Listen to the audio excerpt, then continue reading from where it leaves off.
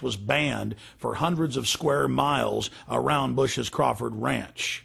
Now you can only protest on private property or designated free speech zones where no one can even see your protest. Look, tourist stuff's popped up here now. Let freedom ring. We decided to cap off our day in Crawford by traveling down the public highway to where the Secret Service had blocked off the public road 2 miles before the entrance to Bush's ranch. We were promptly told, as if America is now a third world police state, to get out of there, despite the fact that we were credentialed press. You need to get back in your car and keep steering. Really? Yeah, you need to get off. Oh, we're off the road. Okay. Or is it hard to stand over here? Past your cars where you can stand. Oh, but the barricades are here. So let me get this straight. You believe that the U.S. government crashed those airplanes into the World Trade Center? Yes, the evidence shows it. You're full of Take a hike. The whole point about 9/11 is that it gave a pretext for a preconceived plan. That plan is in the PNAC document, which precedes 9/11 by almost a year. It became clear to us that the administration was using the corruption of intelligence to justify a war that need not happen. In my opinion, when you look at the details of 9/11 and you read reports that there were planes that supposedly contained terrorists but did not take off that day, and that the Flight 93, for example, was supposed to be aimed at either Capitol Hill or the White House, you're in fact looking at a coup d'etat, that they wanted to destroy the infrastructure of American government.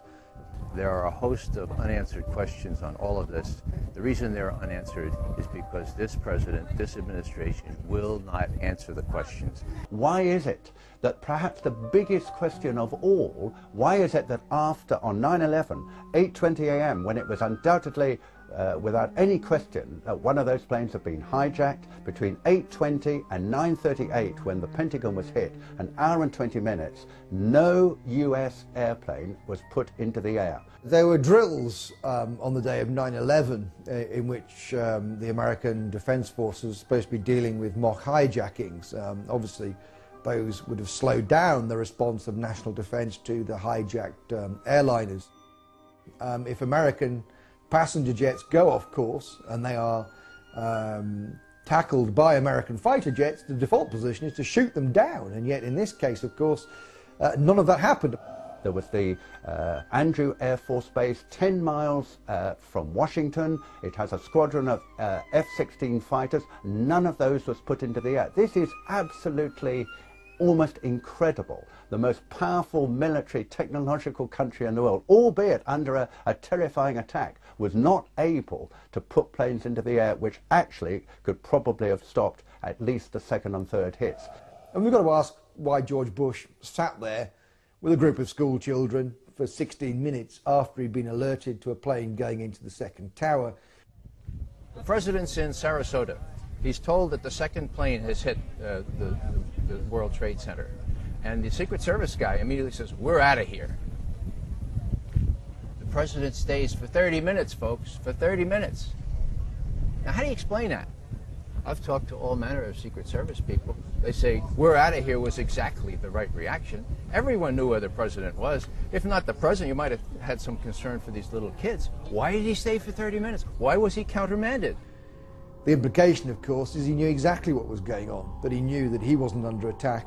I think all of this needs to be explained. It wasn't in the congressional report. There was no serious examination of this. And there is the amazing statement made in the official congressional report that the American authorities have not managed to trace the source of the funding. And then the most amazingly disingenuous statement, ultimately, is it of little consequence. It is of massive consequence.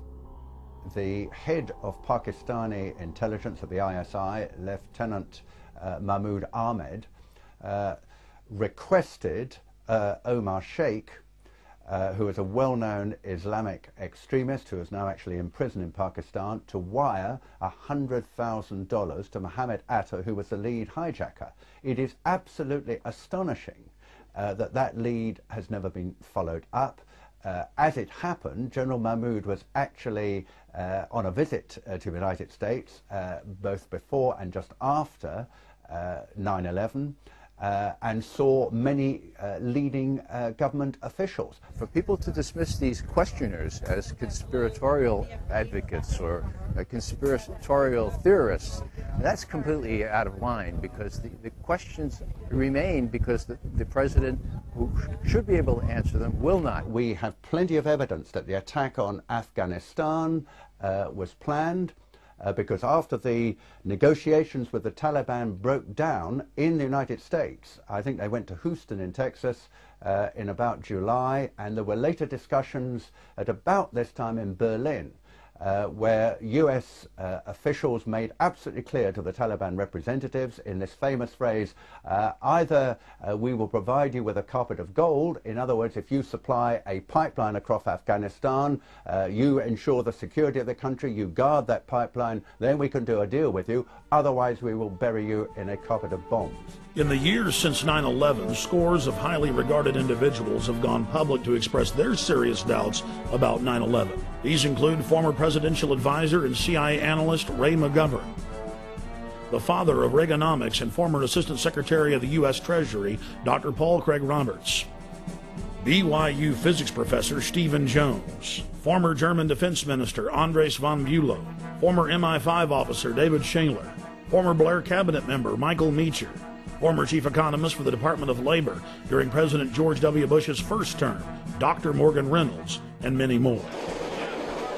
In early June of 2006, we traveled to Chicago to meet with fellow 9/11 truth seekers and expose the official story as a fraud. You cannot hide the truth. You will not hide the truth. It's coming out. Your crimes are coming out. Ladies and gentlemen, 9/11 is an inside job. It's a self-inflicted war. It's a government false flag terror operation. Research it. More people are waking up every single day. More people realize what the stakes are. They love their families, and they understand that the government is carrying out terrorist attacks as a pretext to re-engineer America into a police state. Why? To capture us, to be their political slaves, to use us as an engine of global empire, to invade the planet. While in Chicago, we had a chance to again speak with former MI5 agent Andy Michaud. I'm convinced that 9/11 was an inside job. And there are a number of compelling reasons why I think it was an inside job. Primarily the collapse of the Twin Towers, which look to me to be controlled demolitions. Also the collapse of Building 7 of the World Trade Center complex. Also the fact that the air defences were stood down that day, who benefited from the attacks, of course. So there were a lot of put options put on the airlines that suffered during those attacks. It's a whole range of different evidence that adds up to something very, very suspicious about 9/11. I feel passionately that we need to expose the government involvement in 9/11, because if we don't, they will keep doing this in future. There will be another attack in order to justify another unjustifiable war. We also spoke with Dr. Morgan Reynolds. No matter how much our inert public wants to avoid this, it's eating away. It's willful denial, willful ignorance. It's eating away at the underbelly of America. And we aren't going to solve our problems by ignoring 9/11.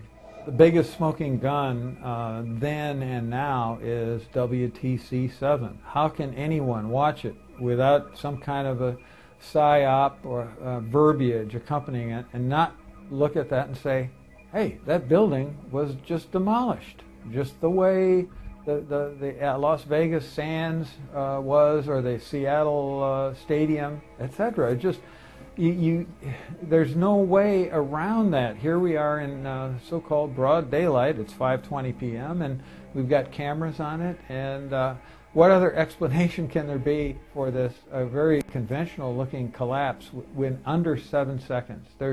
That just has crime, inside job written all over it. We need real convictions. We need arrests. We need prosecutions.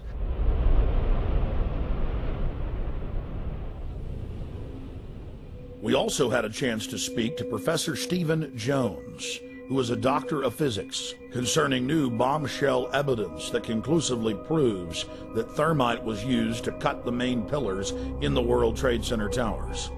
There is this molten metal